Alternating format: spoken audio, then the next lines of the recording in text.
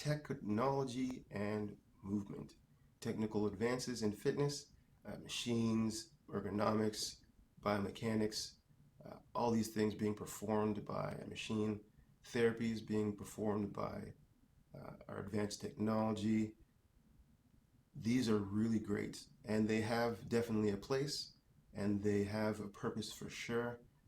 However, I think we're kind of missing the point when it comes to fitness and technology. The idea, ultimately, I mean, if we take a look at it for the common application of fitness, amazing, brilliant. The technology is right on par to exactly what people are looking for based on the demands that they want to accomplish. But we're not talking about that. We're talking about the other side of fitness and what does the technology bring to that. And it is more of a disruption than it is an advancement. The idea is if we're looking at our watch to tell us what our heart rate is and how we feel and if we've accomplished our steps, and that it was a good thing that we did so, and we are using machines to kind of say, well, this is how I should run, and this is how running is good, and this is the movement of the exercise, because all machines are built on the average person's height, weight, movement, range of motion, ability to do an exercise. The levers and mechanics change the load of the exercise. So the stimulus is different to the body than what would commonly happen in real life. I don't know if you're trying to see, starting to get the picture here, but you're trying to see that, or we're starting to see that these things are great, but they're kind of divorcing us from the reality of our actual bodies. We ourselves should be the master of how the sensation of our heartbeats has value to us. We should be able to strongly connect with the challenge of our lungs. Do we need to know that our heart rate is so much? Not quite. We don't. In fact, that is generally the professional's job. And the professional job is to teach you how to understand your body so that you could become your own professional. And the more that we give the power to the equipment is the more we take the power away from ourselves. And this may not seem like a big deal, but let's put this into the big picture. Let's take a look at a generation that has less play involved, so less physical connection with their bodies in a way of movement, and also a way of kind of facing life's challenges, getting things done, because that's what movement is symbolic of. And, overcoming a sports challenge is overcoming a business challenge, as we like to say it. They are so symbolic of each other. And what happens when we take this kind of culture and replace it with technology? Well, we get the age of the millennials, essentially, and the younger generation of them, to be more precise. It takes away a reality of understanding and appreciating yourself. Therefore, you look for validation of yourself outside of yourself, because most things are found outside of yourself. And in this way, you take away from your ability to overcome challenges.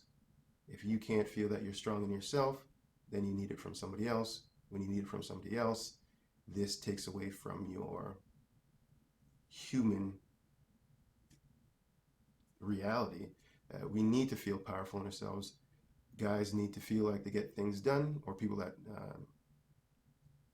identify with masculine energy need to feel like they're getting things done, they're making things happen. And the greatest lesson is being able to be relaxed and letting things happen on their own so that we could be more effective of getting things done. And ladies, or people that identify with feminine energy, they want to be able to restore something, bring it back to life, nurture it, make it whole, and therefore fulfilling kind of a natural part of themselves and feeling validated for this. Generally, this is why nurturing, taking care of children, taking care of plants, dogs, animals, no matter what it is, making sure people are okay, feeling good. This is generally in the nature of feminine energy. And when you connect with that, then you feel great for doing so. But if you need this kind of validation outside of yourself, things become very, very tricky. Life becomes a lot harder. And we can say if you realize, as the greatest challenge to feminine energy or nurturing is to realize that you did a great job already, and you need to just let the thing show you how well you've nurtured it so that it could do it by itself. And then in doing that, there's a whole new other side of lessons for yourself. These things are fundamental for human needs. If you look at Maslow's hierarchy of needs, we don't really have to, for the most part, worry about food and housing and stuff like that. Although it is still a challenge, and I know that, but just bear with me. So then we have a higher need. We now have a need to be able, or enough safety, if you want to call it something, be able to better express our emotional needs and wants. But we haven't really had that before, so we're struggling. How does one talk about how they feel? Are they logically repressing how they feel? Is repressing it good? It has a cost. Is being overly active bad? Is always moving bad? It can be. So it's more about balancing things out. The whole work-life balance is really great for this aspect. Wellness is really great for this aspect.